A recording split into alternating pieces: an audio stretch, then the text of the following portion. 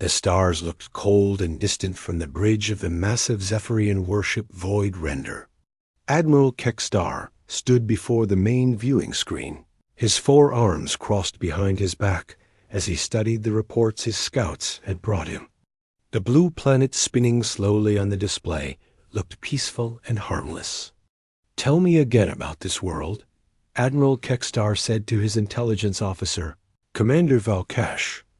Valkash activated his datapad and began reading. "The planet is called Earth by its inhabitants. They call themselves humans. Our scouts report they are a primitive species. They have small rockets that barely reach their moon. Their weapons are simple projectile devices. They fight among themselves constantly over resources and territory." Admiral Kekstar nodded. This sounded like every other pre-space civilization the Zephyrian Empire had conquered. "What about their military strength?" "Laughable," Valkash replied. "They have metal ships that float on water and primitive aircraft. No energy weapons, no shields, no faster-than-light travel. Our youngest cadets could defeat their entire military." The Admiral walked closer to the screen. Earth looked so small and defenseless, but it sat in a perfect location along 3 major hyperspace routes. Control of this system would give the Zephyrian Empire access to 12 more star systems beyond it, and the planet was rich in rare metals that the Empire needed for ship construction. "How many of them are there?" Admiral Kekstar asked. "About 8 billion, Valkash answered. "They live on most continents of their world. They have built large cities and seem to reproduce quickly." Admiral Kekstar smiled, showing his sharp teeth. 8 billion slaves would be very useful.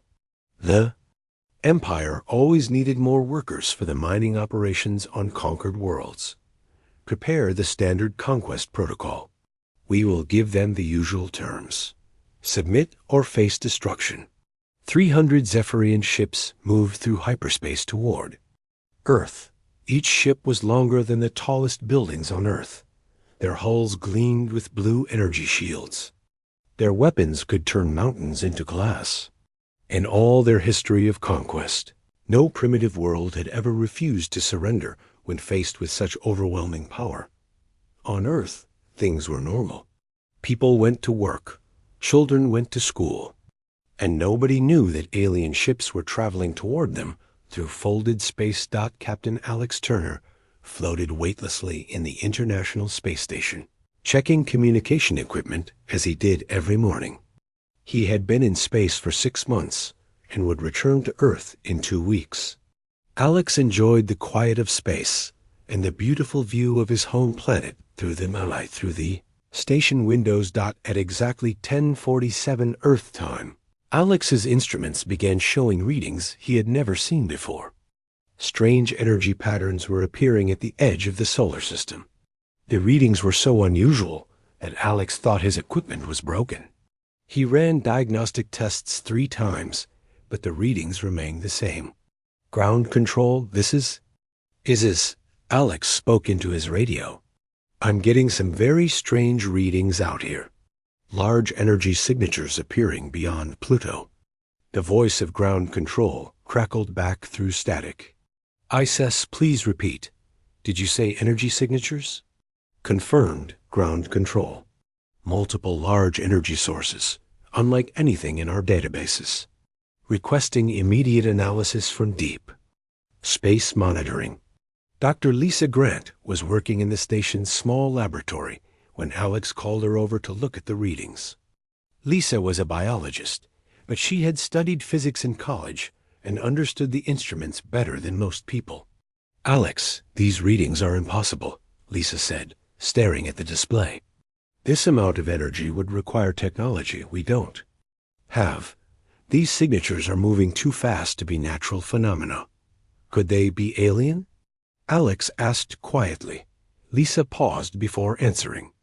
The question that had fascinated humans for centuries might finally have an answer. "I think we need to contact every observatory on Earth immediately." On the Moon, Jake Morrison was doing routine maintenance on mining equipment at Luna Base. Alpha. Jake had been working on the moon for 2 years, longer than any other mechanic.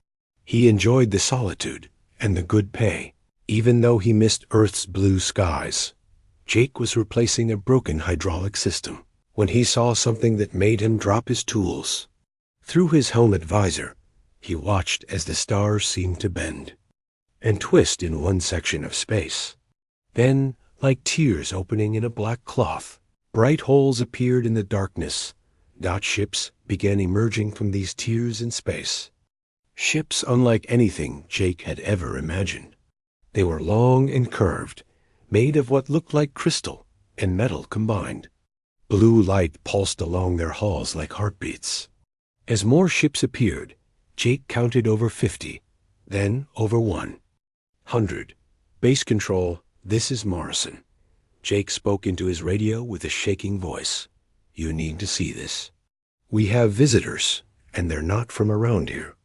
On Earth, President Helen Carter was in a meeting about trade agreements when her chief of staff burst into the room without knocking. Madam President, we have an urgent situation. You need to come to the Situation Room immediately. Within minutes, President Carter was looking at screens showing data from observatories around the world. Radio telescopes in Australia, optical telescopes in Chile, and space monitoring stations in 12 countries were all reporting the same thing. Unknown ships were entering Earth's solar system. How many ships? President Carter asked. Our best count is 300, Madam President, answered General Marcus Webb, the chairman of the Joint Chiefs. They're arranged in a standard military formation and moving directly toward Earth. Military formation? How do we know it's military? Because it's the same formation our own Navy uses for invasion forces, ma'am. These ships are not here for peaceful contact. As Earth's leaders watched, the alien fleet took positions around their planet. The ships formed a perfect sphere, with Earth trapped in the center. It was a classic siege formation that military officers recognized immediately. Then the message came. Every radio, television, and communication device on Earth received the same transmission at the same time. The voice was mechanical and cold, speaking English with strange pronunciation. Primitive species of Terra 3, the voice said. This is Admiral Kextar of the Zephyrian Empire.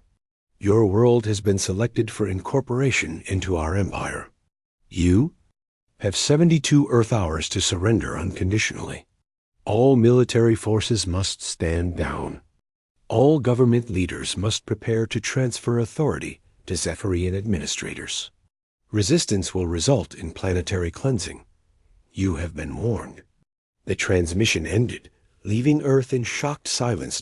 In the Situation Room, President Carter looked at the faces around the table. Every person there understood what they had just heard. Earth was being invaded by aliens, and the invaders expected immediate surrender. Recommendations? President Carter asked. General Webb spoke. First, Madam President, we need to contact every nation on Earth immediately. This isn't just an American problem. This is a threat to all humanity. What about our space capabilities? The President asked. Can we fight back? We have some military satellites and a few armed spacecraft, General Webb replied. But nothing designed for this kind of warfare. We're not equipped to fight space battles against advanced aliens. Then we need to get equipped fast, President Carter said firmly. Contact every world leader. Tell them we're calling an emergency session of the United Nations. And get me every scientist, engineer, and military expert who knows anything about space combat. As Earth's leaders scrambled to respond to the alien threat, ordinary people around the world looked up at the night sky. The alien ships were too far away to see with the naked eye, but everyone knew they were there. Humanity's age of innocence was over. The universe was not empty, and their new neighbors were not friendly. Admiral Kextar waited on his ship for Earth's inevitable surrender. In his long career, he had conquered 17 worlds. None had ever taken more than 48 hours to submit. These humans would be no different. By the end of the week, Earth would be another Zephyrian colony, and he would be planning the conquest of the next system. The Admiral had no idea that he had just made the biggest mistake in galactic history. The 72-hour deadline was counting down, and Earth was not sleeping. In command centers around the world, military leaders worked without rest. Factories that had been making cars and computers began making weapons and spacecraft parts. Scientists who had never worked together before shared their research across all borders. General Marcus Webb stood in the newly created Global Defense Command Center, deep beneath the Colorado Mountains. Representatives from every major nation sat around a massive table, their faces lit by screens showing the alien fleet positions. The room buzzed with nervous energy as translators helped military officers from different countries coordinate their plans. "Ladies and gentlemen," General Webb announced, "we have 18 hours left before the alien deadline expires. I want to know what options we have." Colonel Zhang Wei from China spoke first. "Our space program has been working on military satellites for 5 years. We have 12 armed platforms in orbit, but they were designed to fight other Earth satellites, not alien warships. The European Space Agency has 6 combat-ready ships," added Commander Pierre Dubois from France. "They're mining vessels we modified with weapons, but they're untested in real combat." General Webb nodded. "What about the Russians?" "We have nuclear missiles that can reach space," said General Volkov. "And we've been secretly testing new rocket designs that could carry larger warheads." President Carter entered the room as the discussion continued. Every person there stood up, but she waved them back to their seats. "What's our situation, General?" "We're outgunned and outnumbered, Madam President," General Webb replied honestly. "But we're not defenseless. We have some surprises that might give us a chance." On the alien flagship, Admiral Kextar was enjoying his morning meal when the human response arrived. He expected to receive Earth's surrender message, so he was relaxed as he activated the communication screen.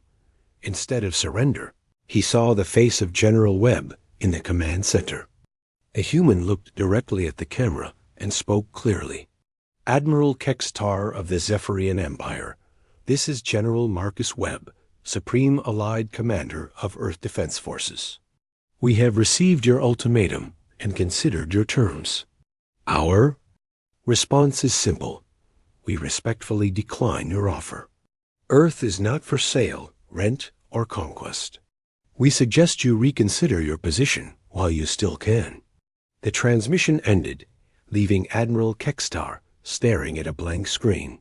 Around him, his officers looked confused and surprised. In 300 years of Zephyrian conquest, no primitive species had ever refused to surrender. "Did that human just threaten us?" asked Commander Valkosh. Admiral Kextar laughed, a harsh sound that echoed through the bridge. "Apparently, these primitives don't understand the situation. Very well, we'll give them a demonstration of Zephyrian power. Target one of their orbital installations. Destroy it completely." The Harmony Research Station orbited Earth peacefully, its crew of 12 scientists working on experiments that could benefit all humanity. Dr. Elena Rodriguez was the station's defensive systems specialist, though she had never expected to use those systems in actual combat. When the alien ultimatum was broadcast, Elena had been working around the clock to activate experimental shield technology her team had been developing. The shields were based on new theories about electromagnetic field manipulation, but they had never been tested against real weapons. Elena were detecting weapons lock from the alien fleet, called out Lieutenant Brad Cooper from the station's communication center. "How long until impact?" Elena asked, her fingers flying over the control panels. 30 seconds. "Elena, are the shields ready?" "I don't know, Brad. The theory is sound, but we've never faced anything like this before." Through the station windows, they could see bright flashes of light as the alien weapons fired. Streams of blue energy raced across space toward their small station. Elena activated the shield system. Just as the first energy beam struck, the beam hit the station's hull and spread out like water hitting a dome. Instead of cutting through the metal, the alien energy scattered and dispersed into space. The second and third beams did the same thing. The station shook from the impact, but the hull remained intact. "Elena, the shields are working," Brad shouted. "We're still alive." On the alien flagship, Admiral Kekstar watched in confusion as his weapons failed to destroy the human station. The energy readings showed direct hits, but the target remained undamaged. "Weapons officer, what's wrong with our plasma cannons?" Admiral Kekstar demanded. "Nothing, sir. The weapons are functioning perfectly. The energy is hitting the target, but somehow it's not penetrating their hull. Impossible. These humans don't have shield technology. Our intelligence reports confirmed. They're primitives." "Sir, perhaps our intelligence was wrong," suggested Commander Velkash quietly. Admiral Kekstar's anger flared. "Intelligence is never wrong. These humans are using some kind of trick. Send fighters to destroy that station with physical weapons." 20 small Zephyrian fighters launched from the main fleet. Each fighter was faster and more maneuverable than anything humans had ever built. Their pilots were experienced veterans who had fought in dozens of battles. But as the fighters approached Earth's orbital space, they encountered something unexpected. 12 human spacecraft rose from the planet's surface to meet them. The human ships were ugly and crude-looking, clearly built for industrial work rather than combat. But they moved with purpose and coordination that surprised the alien pilots. Captain Ryan Foster commanded the lead human ship, a modified mining vessel called the Freedom. His crew of 6 had been asteroid miners until 3 days ago. Now they were Earth's first line of defense against alien invasion. "All ships, this is Foster," Ryan spoke into his radio. "Remember, these aliens expect us to fight like we fight each other. They're wrong. We're not fighting for territory or resources. We're fighting for our home. Make every shot count." The space battle lasted only 12 minutes, but it changed everything. The human ships moved in ways that confused the alien pilots. Instead of flying in straight lines like military vessels, they dodged and weaved like birds, avoiding predators. Their weapons were simple kinetic cannons that fired metal projectiles, but they fired them with accuracy the aliens hadn't expected. Captain Foster used tactics he had learned from watching fighter pilots in old movies. He led his ships in diving attacks, using Earth's gravity to gain speed, then pulling up at the last second to fire at the alien fighters. The aliens, used to fighting in open space, couldn't adapt quickly enough to this new style of combat. The battle ended. 5 alien fighters had been destroyed, and 3 more were badly damaged. The humans had lost 2 ships, but 10 had survived. More importantly, they had proven that human technology could hurt alien ships. Back on the alien flagship, Admiral Kekstar stared at the battle reports in disbelief. His experienced pilots had been defeated by primitive humans flying crude mining ships. The implications were disturbing. How is this possible? Admiral Kekstar asked his tactical officer. "Sir, the humans fought in ways we've never encountered before. They used unpredictable flight patterns and coordinated attacks that our training never prepared us for." "They're primitives," Admiral Kekstar insisted. "They don't have military space training. They don't have advanced weapons or shields." "Perhaps, sir, but they have something else. They fought with a determination and creativity that our pilots found difficult to counter." Admiral Kekstar walked to the viewing screen and stared at the blue planet below. For the first time in his military career, he felt uncertain. The conquest of Earth was supposed to be routine. Instead, these humans had defended themselves successfully against the first two attacks. "Send a message to Zephyrian High Command," Admiral Kekstar ordered. "Tell them we may need reinforcements." On Earth, news of the successful defense spread quickly. People who had been afraid now felt hope. The aliens could be fought. Human technology could compete with alien weapons. The species that had conquered.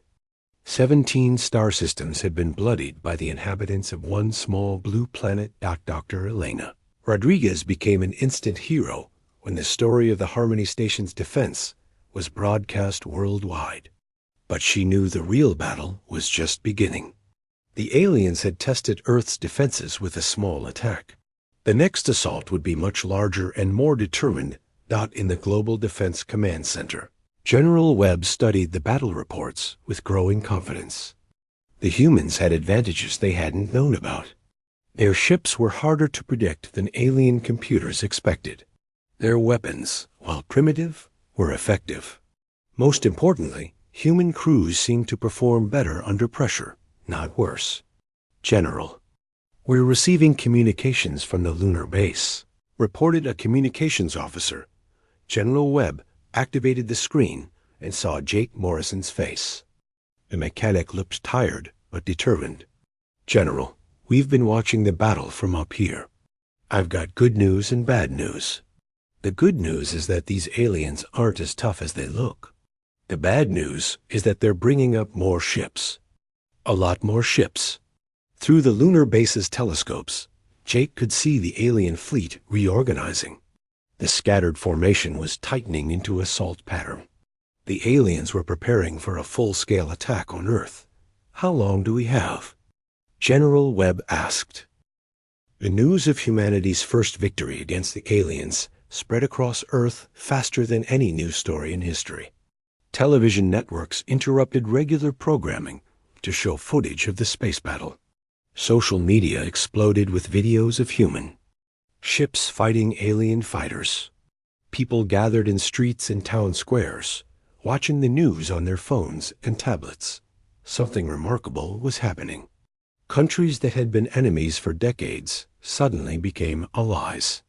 The United States and Russia shared military technology freely. China and Japan coordinated their space programs. India and Pakistan worked together to modify satellites for combat. Old grudges and territorial disputes were forgotten in the face of a common threat. In factories around the world, workers volunteered for overtime shifts without pay. Automobile plants stopped making cars and started making spacecraft engines. Computer manufacturers began producing targeting systems for weapons. Shipyards that built civilian vessels now constructed military spacecraft. The entire planet was transforming into a war machine. Dr. Nathan Brooks had been working for 18 hours straight in his laboratory at the European Space Agency. Nathan was a quantum physicist who studied how the smallest particles in the universe behaved. His research had always been theoretical, but now it might save humanity. "Sarah, look at these readings," Nathan called to his research partner, Dr. Sarah Kim. The human pilots in that space battle weren't just lucky. Something was helping them. Sarah looked at the data Nathan had collected from the battle. "What do you mean?" "Something was helping them. I've been analyzing the flight patterns of our ships versus the alien ships. The aliens flew in predictable patterns, like they were following computer programs. But our pilots made decisions faster than should be possible. They were reacting to threats before those threats fully developed." Sarah studied the data more carefully. "Nathan, are you saying our pilots were seeing the future?" "Not exactly seeing the future, but something close to it. I think human consciousness interacts with quantum fields in ways we never understood. Under extreme stress, this interaction becomes stronger. It's like our brains become quantum computers. They can calculate probabilities faster than any machine." The implications were staggering. If Nathan was right, humans had a natural ability that became stronger during combat. The more dangerous the situation, the better human fighters became. Meanwhile, on the moon, Staff Sergeant Maria Santos was preparing for the next alien attack. Maria had been a military instructor on Earth before volunteering for lunar duty. She was one of the few people on the moon with actual combat experience. "Listen up, people," Maria addressed the 30 volunteers who had joined her at the lunar defense station. "These aliens think they know how to fight. They're wrong. They've been conquering planets full of species that surrender when they see superior technology. We're different." The volunteers came from different countries and different backgrounds. Some were scientists, some were miners, some were technicians. But they all shared one thing. They refused to surrender their home to alien invaders. "The aliens fight by the rules," Maria continued. "They use standard tactics and predictable strategies. We're going to break every rule they know. We're going to be unpredictable, creative, and aggressive. We're going to show them what happens when you threaten humanity." Maria had studied the footage from the first battle repeatedly. She noticed that the alien pilots seemed confused by human tactics. They expected humans to fight like the aliens themselves fought, with organized formations and predictable movements. Instead, human pilots improvised constantly, making decisions that no military computer would recommend. On Earth, the alien fleet was regrouping for a massive assault. Admiral Kekstar had received new orders from the Zephyrian High Command: complete the conquest of Earth within 10 standard days or face execution for incompetence. The failure of the first attack had embarrassed the Empire in front of other alien species. "Deploy the planetary bombardment fleet," Admiral Kekstar ordered. "These humans want to resist? Fine. We'll show them what happens to species that defy the Zephyrian Empire." 12 massive ships moved into position above Earth. Each bombardment vessel was over 2 miles long and carried enough firepower to destroy entire continents. They were designed to force surrender through the threat of total destruction. Number species had ever continued fighting after seeing the bombardment fleet. Commander Pete Jackson was monitoring the alien movements from a secret command center built deep beneath the Pacific Ocean. Pete had been working on Earth's defense systems for 3 years, but nobody had expected to need them so soon. The hidden command center was humanity's greatest secret.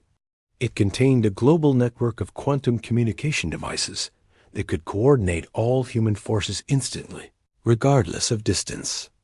The system was so advanced that even the aliens couldn't detect or interfere with it.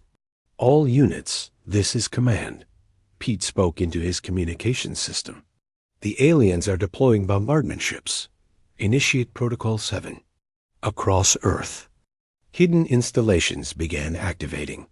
Weapon systems that had been disguised as civilian structures revealed themselves. Satellites that appeared to be for weather monitoring suddenly sprouted weapon arrays. Underground bases that officially didn't exist opened their launch bays. The aliens had been watching Earth for weeks, but they had only seen what humans wanted them to see. The real defense network had been hidden from their sensors. Dr. Elena Rodriguez was back on the Harmony Research Station, working frantically to improve the shield systems. The successful defense against the first alien attack had given her confidence, but she knew the next attack would be much stronger. "Elena, we're detecting massive energy buildups from the alien bombardment ships," reported Lieutenant Brad Cooper. "These readings are 10 times stronger than the first attack." "Then we need shields that are 10 times stronger," Elena replied. "Brad, reroute all power from non-essential systems to the shield generators. We're going to need everything we have." Elena had been working with Dr. Nathan Brooks to understand why the shields had worked so well. The answer surprised them both. The alien weapons were designed to penetrate conventional energy shields, but human shields worked differently. They used quantum field manipulation that the aliens had never encountered before. Captain Ryan Foster was preparing for his second space battle in 3 days. His mining ship Freedom had been heavily damaged in the first fight, but Earth's engineers had repaired it and added new weapons. Ryan's crew was no longer just miners pretending to be soldiers. They were becoming real space fighters. "Captain, we're receiving tactical data from the lunar base," reported his weapons officer, Lieutenant Tom Anderson. "Sergeant Santos has identified weak points in the alien ship designs." Ryan studied the information on his screen. The alien ships were heavily armored, but they had vulnerable spots around their engine systems. More importantly, the aliens seemed to have trouble tracking multiple small targets simultaneously. "All ships, this is Foster," Ryan transmitted to the 40 human vessels now ready for combat. "We're going to use swarm tactics. Stay close to each other, move unpredictably, and target their engines. Make them chase us instead of attacking. Earth directly." The second battle began when the alien bombardment ships fired their first salvo at Earth's major cities. The energy beams were powerful enough to destroy entire city blocks, but they never reached their targets. Earth's hidden shield network activated, creating protective barriers over every major population center. Admiral Kekstar watched in shock as his most powerful weapons failed to penetrate Earth's defenses. The shields were not only stopping his attacks, but actually seemed to be getting stronger with each impact. "How is this possible?" Admiral Kekstar demanded. "Our intelligence said these humans had no advanced defensive technology." "Sir, our intelligence was wrong about many things," Commander Velkash replied nervously. "These humans have been hiding their true capabilities from us." The space battle that followed was unlike anything in recorded galactic history. Human ships swarmed around the massive alien vessels like angry bees attacking bears. The aliens had superior weapons and armor, but they couldn't keep track of 40 small ships moving in random patterns. Maria Santos led a squadron of lunar-based fighters in a direct assault on the alien flagship. Her ships were tiny compared to the alien vessel, but they were fast and maneuverable. Maria used tactics she had learned from studying Earth's military history, adapted for three-dimensional space combat. "Remember, people," Maria transmitted to her squadron, "we're not trying to destroy their ship. We're trying to confuse and frustrate them, make them angry. Angry enemies make mistakes." The lunar fighters darted between the alien ship's weapon turrets, firing at sensor arrays and communication equipment. They weren't causing serious damage, but they were forcing the aliens to focus on defense instead of attacking Earth. Dr. Nathan Brooks was monitoring the battle from his laboratory, collecting data on human performance under extreme stress. What he saw amazed him. Human pilots were making tactical decisions that seemed impossible. They were coordinating attacks without direct communication, as if they could sense each other's intentions. "Sarah, look at this," Nathan called excitedly. Captain Diana Ross had volunteered for what everyone called a suicide mission. Her ship, the New Horizon, was humanity's most advanced spacecraft, but it was still no match for the alien mothership in single combat. The plan was simple and desperate. Fly directly into the heart of the alien fleet and cause as much damage as possible before being destroyed. Diana's crew of 12 knew they probably wouldn't survive, but they also knew their sacrifice might give Earth the advantage it needed. As they flew toward the massive alien formation, Diana felt strangely calm. She had been afraid during the planning stages, but now that the mission had begun, fear seemed to have left her completely. "Captain, we're entering the outer perimeter of the alien fleet," reported Lieutenant Kevin Walsh from the navigation station, detecting 30 enemy ships moving to intercept us. "All weapons ready, Captain," added Sergeant Paula Martinez from the weapons console, "but we're seriously outnumbered." Diana looked at her crew and saw something remarkable. They were all calm, focused, and determined. None of them showed the panic that should come from flying into certain death. Instead, They worked with a precision and confidence that seemed almost superhuman. "Take us in, Kevin," Diana ordered. "Let's show these aliens what one human ship can do." What happened next would be studied by military historians for generations. The New Horizon didn't just fight against overwhelming odds. It dominated the battlefield in ways that defied explanation. Diana found herself making tactical decisions before she consciously understood why they were necessary. She ordered course, changes that avoided enemy fire by milliseconds. She predicted where alien ships would be before they moved there. Her crew responded to her orders with perfect coordination, as if they could read her mind. The alien ships that tried to intercept them seemed slow and clumsy by comparison. The New Horizon darted between energy beams that should have been impossible to avoid. It fired at targets that hadn't yet appeared on the targeting computers, but would be there when the shots arrived. Dr. Samuel White was monitoring the battle from Earth's command center, and what he saw on his instruments changed everything. He thought he knew about human beings. The crew of the New Horizon was exhibiting brain activity patterns that shouldn't exist. "General Webb, you need to see this," Samuel called urgently. "The crew of the New Horizon isn't just fighting well. They're operating beyond normal human limits." General Webb looked at Samuel's readings with confusion. "What do you mean, beyond normal limits?" "Their reaction times are 3 times faster than normal. Their coordination is perfect. And somehow, they're making tactical decisions based on information they shouldn't have access to. It's like they can see the entire battlefield at once." On the alien flagship, Lieutenant Commander Velkosh was analyzing the human ship's performance with growing horror. The small vessel was carving through his fleet like a knife through paper. Worse, the human crew seemed to be getting stronger and more dangerous as the battle continued. "Admiral, this is impossible," Velkosh reported to Admiral Kekstar. "That human ship is exhibiting capabilities that exceed our best pilots. They're reacting to our movements before we make them." Admiral Kekstar watched the battle display in disbelief. One human ship was outfighting 12 alien vessels simultaneously. "Are their ships more advanced than we thought?" "No, sir.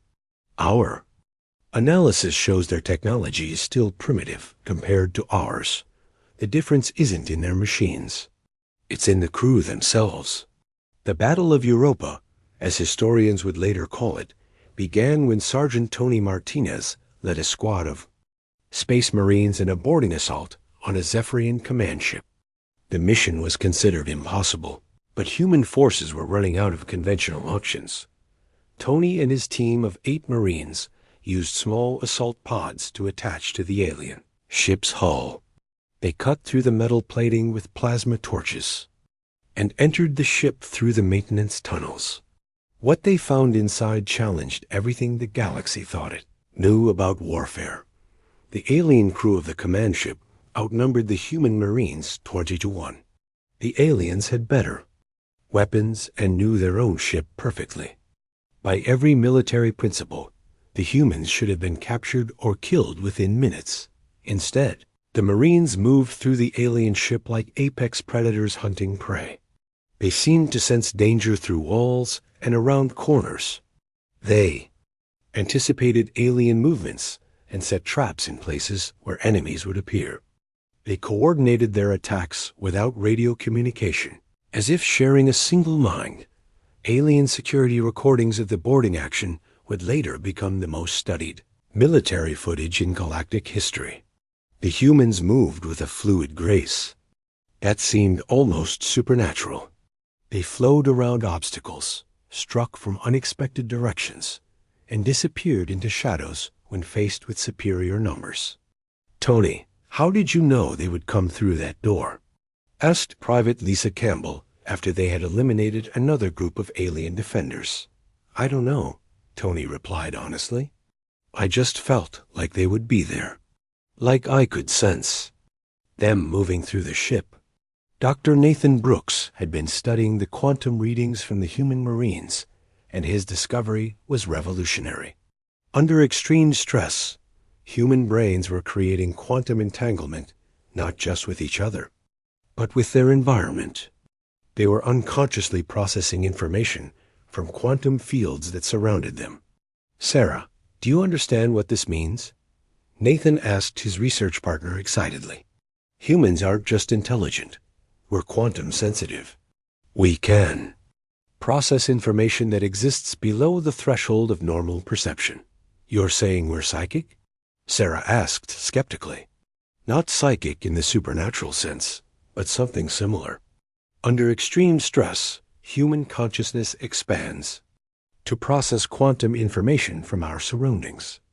We can sense the probability patterns of future events and the quantum signatures of nearby life forms." The implications were staggering. Humans had evolved on a planet so dangerous that they had developed quantum-enhanced survival instincts. Every predator, every natural disaster, every survival challenge had shaped human consciousness to be aware of threats that couldn't be detected by normal senses. Admiral Kekstar was beginning to understand the scope of his mistake. He called an emergency conference with his senior officers to discuss what they were facing. "Gentlemen, we need to reassess our enemy," Admiral Kekstar announced. "These humans are not like any species we've encountered before." Commander Velkash presented his analysis. "Sir, after studying their combat performance, I believe we've misunderstood what these humans are. They're not a peaceful species temporarily at war. They're a warrior species temporarily at peace." "Explain," Admiral Kekstar ordered. "Look at their planet, sir. It's a death world.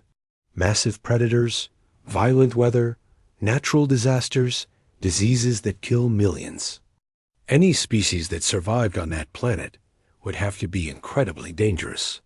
We assumed they were primitive because they fight among themselves, but now I think they fight because fighting is what they do. It's what they evolved for." The alien officers studied Earth's history with new understanding.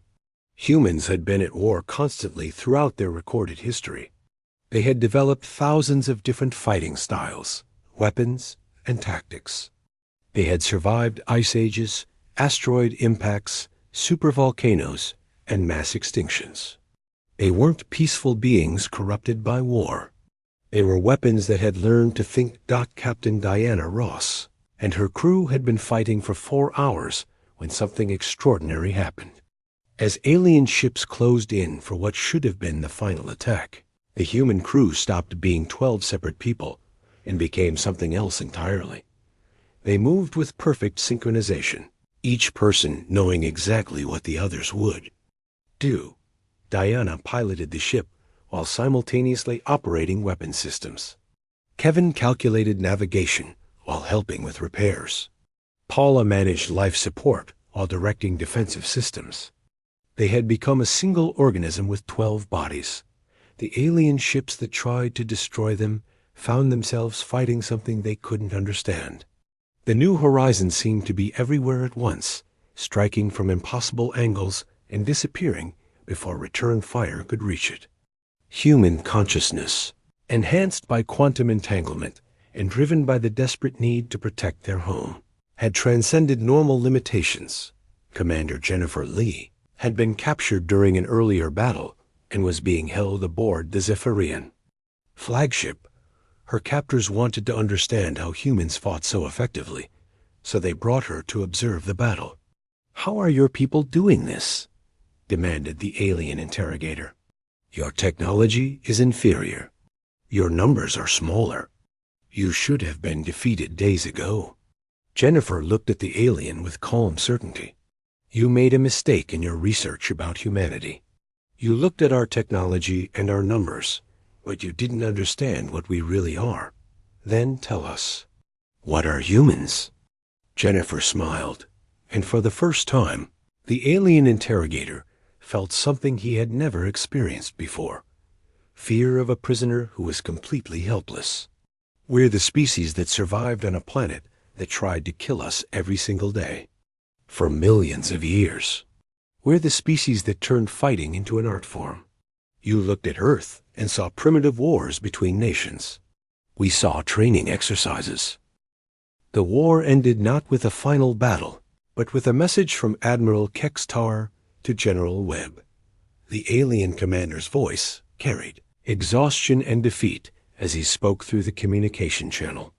General Webb of Earth Defense Forces, this is Admiral Kextar. I request immediate ceasefire negotiations. The Zephyrian Empire withdraws all claims to your solar system. In the Global Defense Command Center, General Webb looked at the faces around him. Every person there had worked without sleep for weeks, preparing for what they thought would be humanity's last stand. Instead, they had witnessed the collapse of an alien empire that had seemed invincible just days before. Admiral Kextar, what are your terms? General Webb replied carefully. We have no terms, General. We only ask for safe passage out of your system. We will not return. We will not threaten your people again. We have learned our mistake. The alien fleet began its withdrawal within hours. 300 ships that had arrived expecting easy conquest limped away from Earth, many of them damaged beyond repair. The survivors carried with them a story that would spread across the galaxy faster than light itself. Captain Alex Turner, now promoted to Admiral after his role in First Contact, found himself at the center of a new reality. Earth's communication arrays were receiving messages from across known space. Alien species that had never contacted each other were all trying to reach the planet that had done the impossible. Admiral Turner, we're receiving our fifth and first contact request today, reported Communications Officer Linda Park. This one is from something called the Altarian Republic. They're asking for diplomatic relations and mutual defense agreements. Alex studied the translation of the alien message on his screen.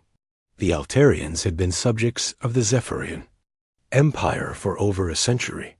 Now they were declaring independence and asking Earth for support.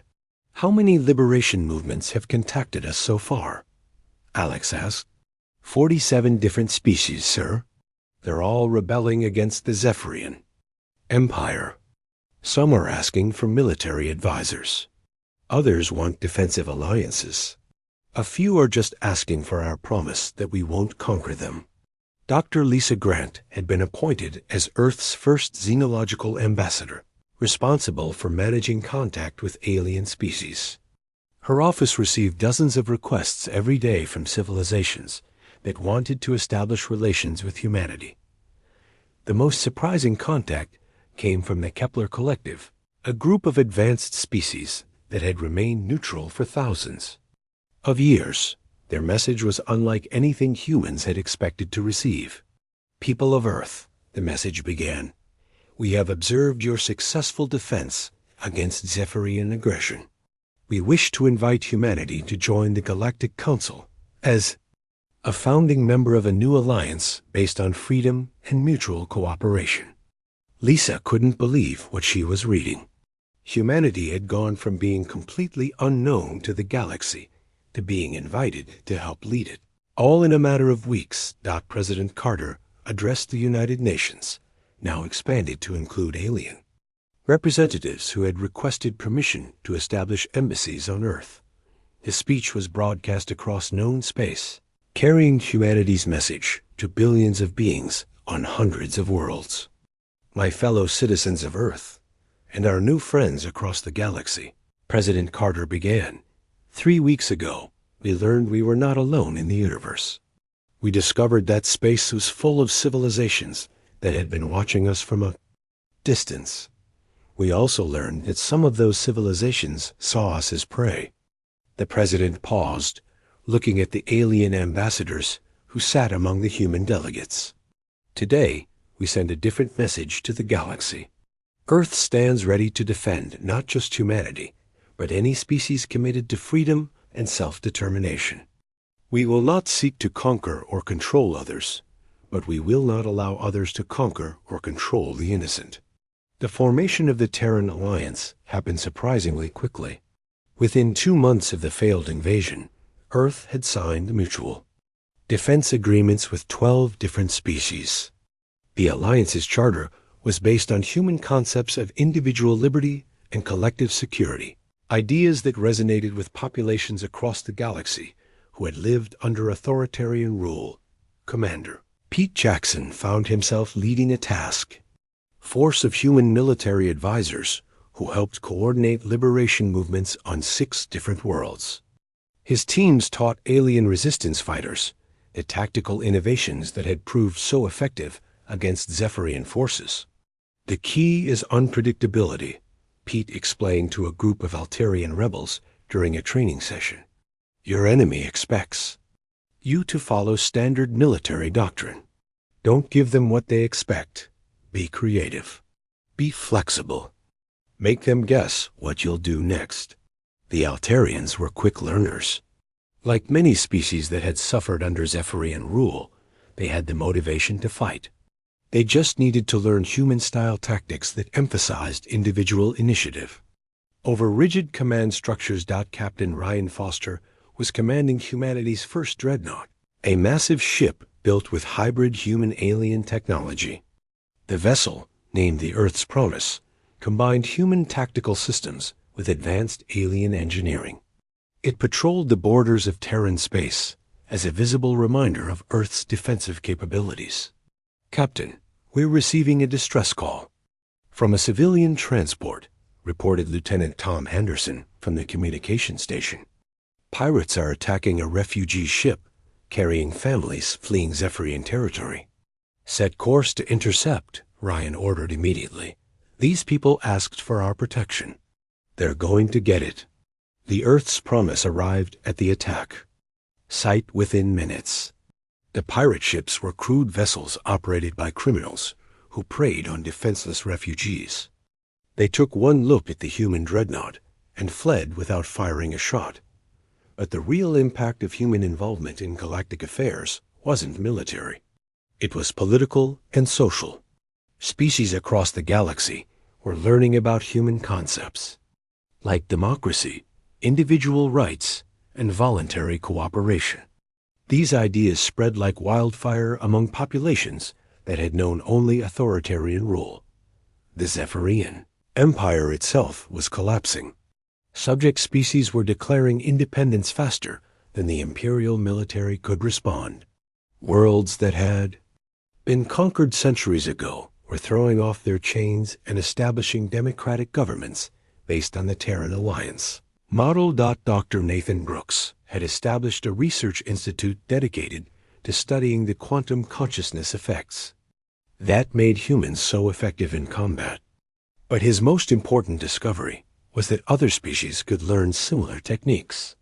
It turns out that quantum consciousness isn't unique to humans, Nathan explained to a gathering of alien scientists.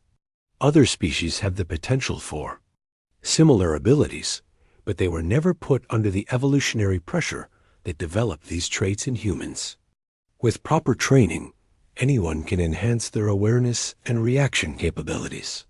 The Institute began offering training programs to military forces from allied species. Within months, alien pilots and soldiers were exhibiting improved performance in combat situations. Human instructors taught them meditation techniques, stress management, and quantum awareness exercises that enhanced their natural abilities. Maria Santos had become something of a legend among alien military forces. Her tactical innovations were studied in military academies across dozens of worlds. But Maria herself was focused on a larger goal, ensuring that the galaxy never again fell under the control of a single authoritarian empire. The key to lasting peace isn't superior weapons, Maria explained to a conference of allied military leaders. It's making sure that every species capable of spaceflight also understands the principles of freedom and cooperation. Tyrants can only succeed when people believe they have no choice but to submit. Admiral Kekstar had undergone a remarkable transformation since his defeat at Earth. The Zephyrian High Command had blamed him for the military disaster and stripped him of rank. But instead of facing execution, he had been approached by human diplomats with an unexpected offer. "We don't want to destroy the Zephyrian Empire," General Webb had told him during their first meeting after the war. "We want to help you transform it into something better. Your people have skills and knowledge that could benefit the galaxy if they're used for construction instead of conquest." Kextar now served as a diplomatic envoy, helping to negotiate peaceful transitions as Zephyrian territories gained independence. It was strange work for a former military commander, but he found it more satisfying than conquest had ever been. The most remarkable change was happening on Zephyrian worlds themselves. As news of humanity's victory spread, Zephyrian citizens began questioning their government's policies. Peaceful protests demanded democratic reforms. Young Zephyrians studied human political philosophy and called for elections. Captain Diana Ross had survived her suicide mission, though her ship had been destroyed in the final battle. She now commanded a new vessel, the Unity, which served as a mobile embassy, carrying human diplomats to worlds that requested assistance in establishing democratic governments. "Diana, we're approaching the Proxima system," reported her new navigation officer, Lieutenant Carol Wang. "The Proximans are asking for help writing a constitution." Diana smiled as she looked at the peaceful star system ahead. 6 months ago, this had been a Zephyrian military outpost.